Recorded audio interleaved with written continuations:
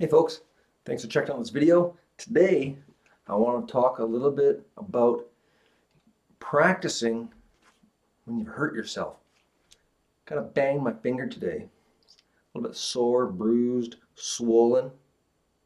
But I thought, not a good enough reason not to practice because I have another hand I could work on, my picking hand. And so it kind of reminded me of early days, my early teens, when I was obsessed with practicing technique, scale exercises, and uh, chromatic exercises, all this crazy technique, um, or legato, all left hand stuff. And but one thing I did a lot back then, I don't do as much anymore, but what I would do is I'd work strictly on my picking, nothing going on with this hand. So because I've given my left hand a rest, I thought, hey, I'm gonna do a quick little video on some of the things I used to do, share with you guys, and maybe some of you would find it helpful.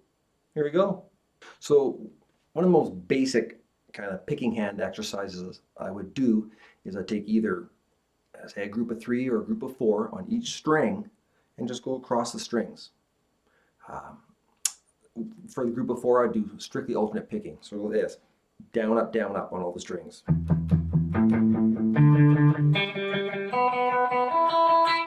And then back the other way, at a few different speeds, and just making sure everything's nice and clean and articulate.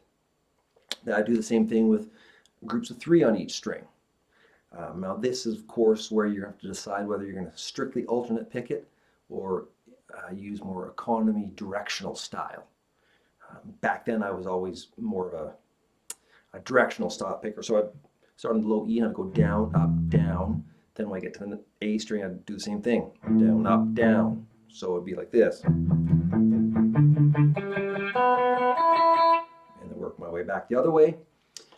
That's what I would more naturally do. But I would still alternate pick it. So on the low E, down, up, down. Then when I get to the A, start with an up. Then I get to the D string, it would start with a down. You get the idea. You all know what alternate picking is. So that was kind of the main variations I would do with that. But what I would add to it is string skipping. So that same idea, groups of 3, groups of 4, alternate picking, directional style picking, but string skipping. So I'd go from the low E to the D to the B. And here I'll do groups of 4, alternate picking.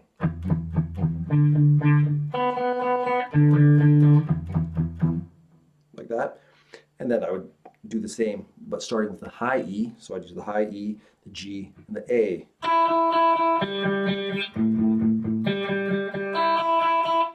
Just like that. Not very musical, I know. And a variation of the string skipping is I would pedal, for example, or keep referring back to the low E. So I'd go from the low E to the A, low E to D, low E to G.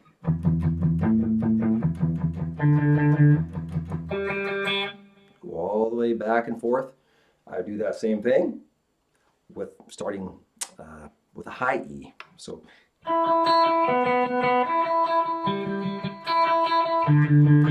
just like that. Of course, you can come up with countless variations. Just anything that's really working that picking hand. Developing control and accuracy. This is an exercise I would really use so much to build speed. All right. So I'm pretty sure those variations and sequences made sense. But there's one other thing I would do, and that is I would do it all that, again, varying speeds, but alternate picking, starting with an up. So up, down, up, down. Is that called opposite alternate picking? I don't know. Maybe. So just real quick, starting the low E to the A to the D, be up, down, up, down, up, down, up, down, up, down, up, down. Many variations can be had with that. So that is what I would do to work on my picking hand. Now I'm doing it now because I banged my finger, it's sore. But I in the earlier days, I would do that a lot just to keep that picking hand in shape and accurate. All right.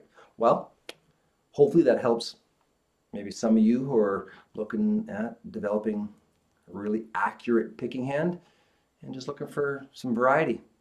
Awesome. Okay. Thanks for stopping by. We'll see you next time.